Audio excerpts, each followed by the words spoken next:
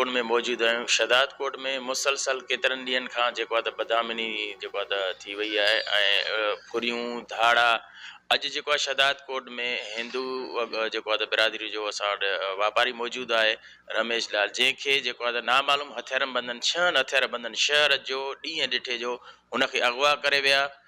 शहर खां ॿाहिरि पोइ बाद में हुनखे छॾियो। अचो त हुन सां ॻाल्हि ॿोल कयूं था त छा मसइलो आहे? साईं 6 ॼणा हुया 6:25 ते मां वञा पियो सरकारी अस्पताल ते दवाई वठणु नंढड़े जी, बसि 6 ॼणा जी बीठा किले छॾनि था।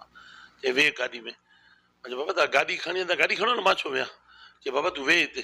वेठुमि अंदरि, पुछऊं तूं केरु आहे? मां चयो दीवान आहियां। चयो मां बसि सेठ आहियां नादर ख़ान जो, नवाब ख़ालिद ख़ान बख्शी जो।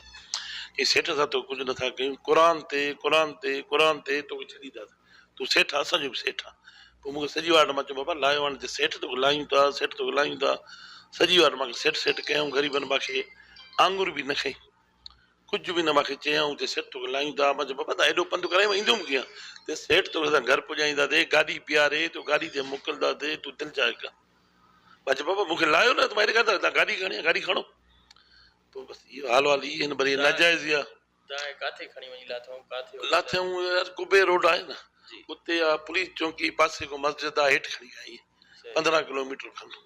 खणी आया गाॾी में? न गाॾी में खणी, 3 ॼणा गाॾी में वेठा, 3 ॼणा स्कूटर ते वापसि विया किलेशन सां, 3 ॼणा मूंसां गॾु विया।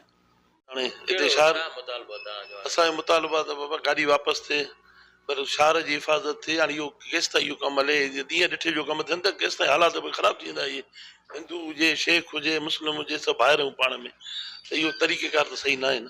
ॾींहं ॾिठे जो 6:30 6:25 ॾींहं आहे न सर, ऐं 5000 किथे पिया दवायूं वठणु वञा पिया, उहे बि खयूं। चयो माना मोबाइल वापसि कयो, चए थो मोबाइल ॾियूं था। पोइ माखो बि हेठि लाहे विया त मां बि टेंशन में हुउमि, त मां घुरी मारी न थिए मोबाइल सिम कढी थो वापसि। इनफेक्स हुई आहे माना 20-25 हज़ार वारी, 20,000 खनि जी हुई। मां हलाए पियो गाॾी में लाथऊं, जो वेह गाॾी में। मां चयो बाबा तूं गाॾी खण न, गाॾी में मां छो वियां? चए वेह, तोखे चवां वेह। मां वेठुमि, चई तूं केरु आहे? उते ई मां पुछियां, सलीम बब्बर हुयो। गॾूं था रोज़ सुबुह जो ईंदा आहियूं सेलर ते, मां डेली 20 साल थिया मां ईंदो आहियां, सुबुह 5-5:30 निकिरंदो आहियां।